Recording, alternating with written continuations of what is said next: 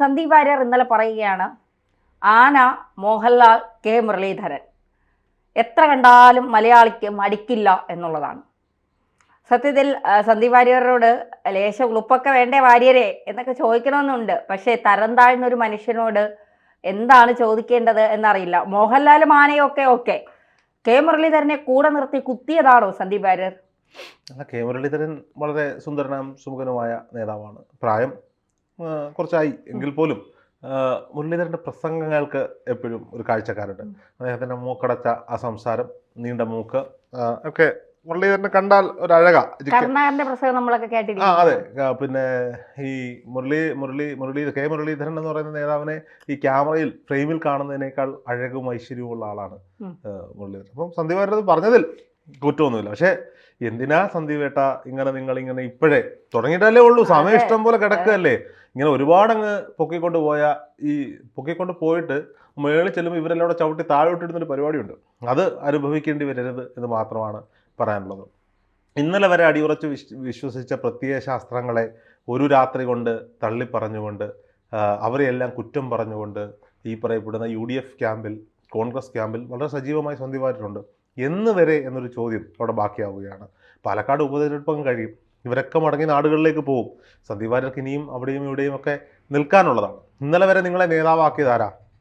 ഈ പറയപ്പെടുന്ന സൈബർ ഇടങ്ങളാണ്. കഴിഞ്ഞ ദിവസം ഒരു മാധ്യമപ്രവർത്തകനോട് സംസാരിച്ചപ്പോൾ അദ്ദേഹം പറഞ്ഞു, ചാനൽ ചർച്ചകളിൽ സന്ദീപ് വാര്യർ വരുമ്പോൾ പാർട്ടിയുടെ നല്ല ചിന്താശേഷിയുള്ള ചെറുപ്പക്കാരുടെ സൈബർ വിങ് അയച്ചു കൊടുക്കുന്ന ക്യാപ്സൂളുകളാണ് ചോദ്യങ്ങളായും ഉത്തരങ്ങളായും അദ്ദേഹം അവിടെ പറഞ്ഞുകൊണ്ടിരുന്നത്. അത് കൃത്യമായി അവതരിപ്പിക്കാൻ സന്ദീപ് വാര്യർക്ക് സാധിച്ചു എന്നുള്ളതാണ്. BJP കേരളത്തിൽ വളരാൻ, BJP ഒന്നുമല്ലാതിരുന്ന കാലത്ത് RSS എന്ന് പറയുന്ന സംഘടനയിൽ അടിയുറച്ച് വിശ്വസിച്ചുകൊണ്ട് BJPയെ വളർത്തുന്നതിന് വേണ്ടി ഞങ്ങൾക്കൊരു പഞ്ചായത്ത് മെമ്പർ പോലും ആകാൻ സാധിക്കില്ല എന്ന ഉത്തമ വിശ്വാസത്തോടു കൂടി, ഞങ്ങൾക്ക് ചിലപ്പോൾ 10 വോട്ടേ കിട്ടുള്ളൂ എങ്കിലും ഞങ്ങളുടെ സംഘടനാ പ്രവർത്തനം സജീവമായി ഞങ്ങൾ നടത്തുമെന്ന ആത്മവിശ്വാസത്തോടു കൂടി പോസ്റ്റർ ഒട്ടിച്ച് ചുവരെഴുതി വോട്ട് ചോദിച്ച് നടന്ന ഒരു വലിയ ജനസഞ്ചയമുണ്ട് കേരളത്തിൽ. അവരാണ് പിന്നീട് ഇന്ന് ഈ കാണുന്ന എല്ലാ സൗകര്യങ്ങളിലേക്കും എത്തിയത്. ഞാൻ കേരളത്തിലെ സംവിധാനങ്ങൾ പറയുകയാണെങ്കിൽ തിരുവനന്തപുരത്ത് ഒരു പാർട്ടി ഓഫീസ് തുറന്നിട്ടുണ്ട്. ഭാവിയിൽ അവിടെ ഒരു മുഖ്യമന്ത്രി, BJPക്ക് ഒരു മുഖ്യമന്ത്രി ഉണ്ടാകുമ്പോൾ ആ മുഖ്യമന്ത്രിക്ക് ഇരിക്കുവാനുള്ള പാർട്ടി ഓഫീസ് വരെ, അല്ലെങ്കിൽ മുഖ്യമന്ത്രിയുടെ ഓഫീസ് വരെ ആ പാർട്ടി സംവിധാനത്തിൽ, ആ പാർട്ടി ഓഫീസിൽ അവർ ഒരുക്കിയിട്ടിരിക്കുകയാണ്.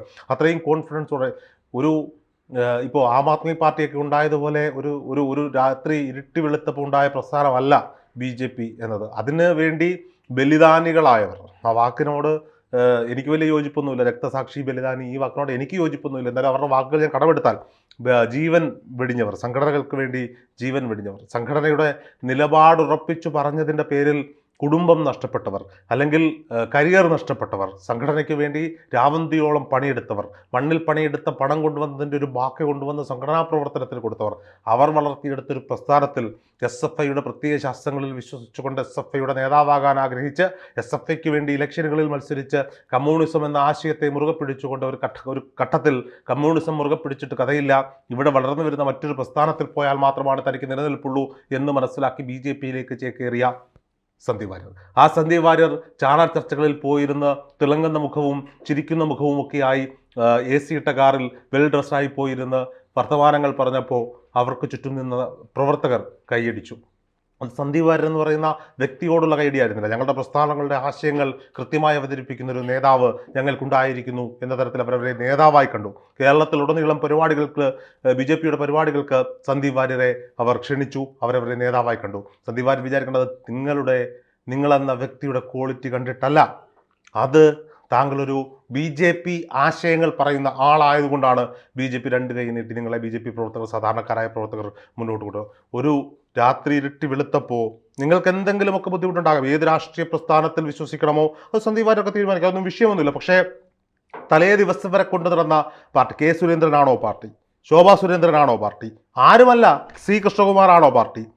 അല്ലെങ്കിൽ നരേന്ദ്രമോദിയാണോ പാർട്ടി? അല്ലെങ്കിൽ അമിത്ഷാ ആണോ പാർട്ടി? അല്ല. പാർട്ടി എന്ന് പറയുന്നത് ഒരു വലിയ സംവിധാനമാണ്, ആശയങ്ങളാണ്. ഏത് പാർട്ടിയോ ആയിക്കൊള്ളട്ടെ, അതിനെയെല്ലാം ഒറ്റ രാത്രി കൊണ്ട് തള്ളിപ്പറഞ്ഞ് മറ്റൊരു പാളയത്തിലെത്തിയിട്ട് ഇന്നലെ വരെ കണ്ടതൊക്കെ ഇങ്ങനെയായിരുന്നു, എന്നെ കൊല്ലാൻ ഇന്നോവ വരും. അപ്പോൾ ഞാൻ ചോദിക്കുകയാണ്, സന്ദീപ് വാര്യർ നേതാവായിരിക്കുമ്പോൾ എത്ര ഇന്നോവകൾ നിങ്ങൾ അയച്ചിട്ടുണ്ട്? ഏതൊക്കെ പ്രവർത്തകർക്ക് നേരെ നിങ്ങൾ ഇന്നോവ അയച്ചിട്ടുണ്ട്? മറുപടി പറയണം സന്ദീപ് വാര്യർ. നിങ്ങൾ ഉറപ്പിച്ച് പറയുകയാണ് K സുരേന്ദ്രൻ്റെ കൊട്ടേഷനിൽ MP രാജേഷ് ഡ്രൈവ് ചെയ്യുന്ന ഇന്നോവ എന്നെ തേടി വരുമെന്ന് പറയുമ്പോൾ സന്ദീപ് വാര്യർ ഡ്രൈവ് ചെയ്ത് എത്ര ഇന്നോവകൾ ആരുടെയൊക്കെ വീടുകളിൽ പോയിട്ടുണ്ട്? ആ ചോദ്യത്തിന് സന്ദീപ് വാര്യർ എന്തുകൊണ്ട് മറുപടി പറയുന്നില്ല? വെറുപ്പിന്റെ രാഷ്ട്രീയമാണ് BJPയുടേതെന്ന് താങ്കൾ പറയുമ്പോൾ ആയിക്കോട്ടെ, അതായിരിക്കും ചിലപ്പോൾ സത്യമാണെങ്കിൽ സത്യമായിട്ടിരിക്കട്ടെ. ഇന്നലെ വരെ പിന്നെ നിങ്ങൾ എന്ത് കണ്ടിട്ടാണ്, ആരാണ് നിങ്ങളെ അവിടെ കൂച്ചുവലം കിട്ടിയിരുന്നത്? പാർട്ടി നിങ്ങളെ മാറ്റി നിർത്തിയില്ലേ ചില ദിവസങ്ങളിൽ? അന്നെന്താ താങ്കൾ ഇത് തുറന്നു പറയാഞ്ഞത്?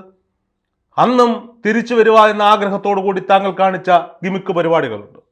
പാർട്ടി എന്ന് പറഞ്ഞാൽ അത് കെ സുരേന്ദ്രനല്ല എങ്കിലും കെ സുരേന്ദ്രനോടൊപ്പം ചേർന്ന് നിന്നുകൊണ്ട് വയനാട് ലോക്സഭാ മണ്ഡലത്തിലെ തിരഞ്ഞെടുപ്പ് സമയത്ത് സുരേന്ദ്രന്റെ ക്യാമ്പിനൊപ്പം ചേർന്ന് വീണ്ടും പാർട്ടി പരിപാടികളിൽ സജീവമായില്ലേ? പാലക്കാട് കെ സുരേന്ദ്രന് സന്ദീപ് വാര്യരെ മത്സരിപ്പിക്കണമെന്ന് ആഗ്രഹമുണ്ടായിരുന്നുവെന്ന് കെ സുരേന്ദ്രനോടുകൂടുള്ള അടുത്ത വൃത്തങ്ങൾ അത് നമ്മളോട് പറഞ്ഞതാണ്. എന്നിട്ടും സുരേന്ദ്രനെ നിങ്ങൾ എന്തൊക്കെ പറഞ്ഞോളൂ. അദ്ദേഹം ഒരു പൊതുമണ്ഡലത്തിൽ നിൽക്കുന്ന ആളാണ്, ഒരുപാട് വിമർശനങ്ങൾ കേൾക്കുന്ന ആൾ. സുരേന്ദ്രനതൊന്നും പുത്തരിയല്ല.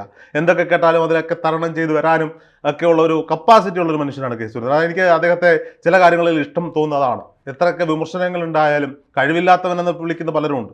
എങ്കിൽ പോലും ഇതിനെല്ലാം തരണം ചെയ്ത് ഒന്നാമതായി തന്നെ നിൽക്കുകയല്ലേ വർഷങ്ങളോളം. എല്ലാ പരിപാടികൾക്കും സജീവമായി നിൽക്കുകയല്ലേ. വളരെ കരുത്തോടെ കെ സുരേന്ദ്രൻ അവിടെ നിൽക്കുന്നുണ്ട്. ഈ പാർട്ടി എന്ന് പറയുന്നത് ഈ പറയപ്പെടുന്ന നേതാക്കന്മാരല്ല എന്ന് സന്ദീപ് വാര്യർ തിരിച്ചറിയണമായിരുന്നു. ഇപ്പോൾ കോൺഗ്രസിലേക്ക് പോയിരിക്കുന്നു. നാളെ ഒരു അവസരം കിട്ടുമ്പോൾ അവിടെ നിന്ന് ചാടില്ലേ? ചാടും, ഉറപ്പായും ചാടും. ഇവിടെയൊക്കെയാണ് തന്നെ എനിക്ക് PV അൻവറിനെ ഭയങ്കര ഇഷ്ടമാവുന്നത്. ഇയാളെക്കാൾ എത്രയോ ക്വാളിറ്റി ഉണ്ട് PV അൻവറിന്. PV അൻവർ വിശ്വസിക്കുന്ന പ്രത്യയശാസ്ത്രങ്ങളിൽ എതിർപ്പുണ്ടായപ്പോൾ, ഭരിക്കുന്ന സർക്കാരിനോട് എതിർപ്പുണ്ടായപ്പോൾ, കാരണങ്ങൾ എന്തോ ആയിക്കൊള്ളട്ടെ, ഭരിക്കുന്ന നേതാക്കന്മാരോട് താൻ ഉൾപ്പെടെയുള്ള മുന്നണിയുടെ നേതാക്കന്മാരുടെ ഭരണം ശരിയല്ല എന്ന് പറഞ്ഞപ്പോൾ ആർജവത്തോടെ മാധ്യമപ്രവർത്തകർ മുന്നിൽ വന്നിരുന്ന പിണറായി വിജയൻ നിങ്ങൾ കാണിക്കുന്നത് തെറ്റാണെന്ന് പറഞ്ഞ ആളാ PV അൻവർ. ഈ സംവിധാനങ്ങൾ ശരിയല്ല എന്ന് പറഞ്ഞ ആളാ PV അൻവർ. താൻ നിന്ന പ്രസ്ഥാനത്തിന് വേണ്ടി ഞാൻ ചോദിക്കട്ടെ, ഈ പല ഓൺലൈൻ ചാനലുകൾക്കും ചെസ്റ്റ് നമ്പർ ഇട്ട് PV അൻവർ പണിയെടുത്തു. അതിൻ്റെ ഫലങ്ങളൊക്കെ പലരും അനുഭവിച്ചു. ഒന്നുമില്ല എന്ന് പറഞ്ഞാലും അങ്ങോട്ടും ഇങ്ങോട്ടും അനുഭവിച്ചു. അൻവറും അനുഭവിച്ചു, തിരിച്ചും അനുഭവിച്ചു. PV അൻവറിന് ഭയം ഉണ്ടായിരുന്നില്ല. PV അൻവർ കുലുങ്ങാതെ നിന്നു. ആർക്ക് വേണ്ടിയിട്ടാ? PV അൻവറിന് വേണ്ടിയിട്ടാണോ?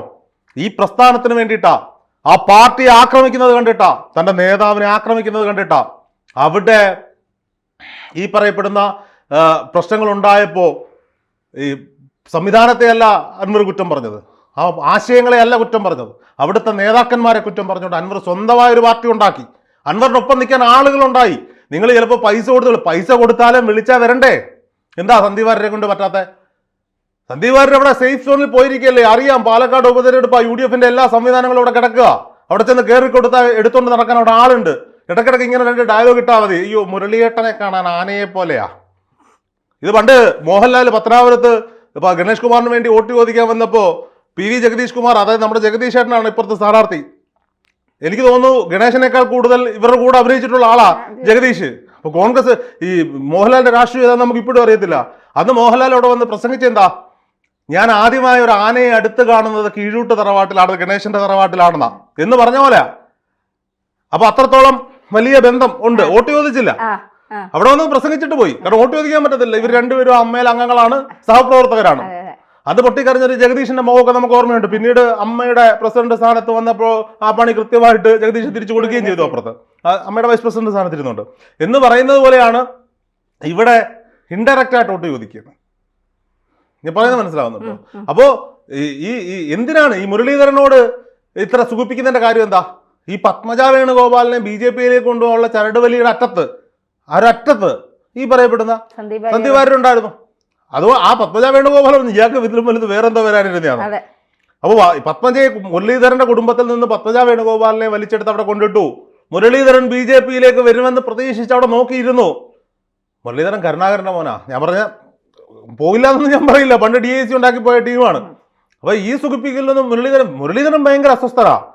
മുരളീധരൻ കൃത്യമായ രാഷ്ട്രീയം കളിച്ചുകൊണ്ട് അവിടെ ചിരിച്ചുകൊണ്ട് രാഹുൽ മാങ്കൂട്ടത്തിൽ വോട്ട് ചോദിക്കുന്നുണ്ട്. മുരളീധരൻ അറിയാം, മുരളീധരൻ ഒരു വാചകം മാത്രം ഓർത്താൽ മതി, എന്നെക്കാട്ടി കഴിവുള്ളവരൊക്കെ ഇപ്പൊ പാർട്ടിയിൽ വേറെ ഉണ്ടല്ലോ, അവരൊക്കെ മത്സരിക്കട്ടെ എന്നൊരൊറ്റ വാചകം മതി മുരളീധരന്റെ അസ്വസ്ഥത മനസ്സിലാക്കാൻ. വടകരയിൽ സേഫായിട്ട് ജയിക്കുമായിരുന്ന മുരളീധരനല്ലേ നഷ്ടം ഉണ്ടായത്? നോക്കൂ, ഈ ലോക്സഭ ഈ കാണുന്ന രാഷ്ട്രീയ ചിത്രങ്ങളെല്ലാം നിങ്ങൾ പരിശോധിക്കുമ്പോൾ നഷ്ടമുണ്ടായ 2 നേതാക്കന്മാരാ TN പ്രതാപനും K മുരളീധരനും. TN പ്രതാപൻ പണിഞ്ഞു എന്ന് പറയും. എടാ, 19 പേര് ജയിച്ചു പോയെടുത്ത് ഒരുത്തനോട് മാത്രം മാറി നിൽക്കാൻ പറഞ്ഞാ അവന് സങ്കടം ഉണ്ടാവുമോ?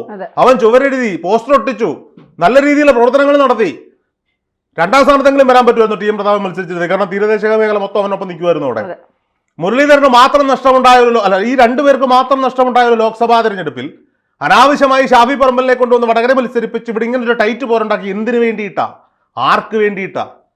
പാവപ്പെട്ട ജനങ്ങളുടെ നികുതി പണം എടുത്ത് ഇങ്ങനെ ഒരു പ്രഹസനം ആലോചിക്കണം. അതുകൊണ്ട് ഈ വിഷയത്തിലേക്ക് വ്യതിചലിക്കുന്നില്ല. ഈ സന്ദീപ് വാര്യർ എന്ന് പറയുന്ന ഈ മനുഷ്യൻ ഇപ്പൊ ഈ കാണിച്ചുകൊണ്ടിരിക്കുന്ന കോപ്രായങ്ങളുണ്ടല്ലോ, ഇതൊക്കെ കാത്തിരുന്ന് കാണാം. നമ്മളൊക്കെ ഇവിടെ തന്നെ ഉണ്ടല്ലോ, കാത്തിരുന്ന് കാണാം. അതെ, എടുത്ത് പൊക്കിയവർ തന്നെ താഴെ ഇടുന്നത് എടുത്തെറിയും. അതെ, അതിനുള്ള വിദൂരമല്ല സമയം.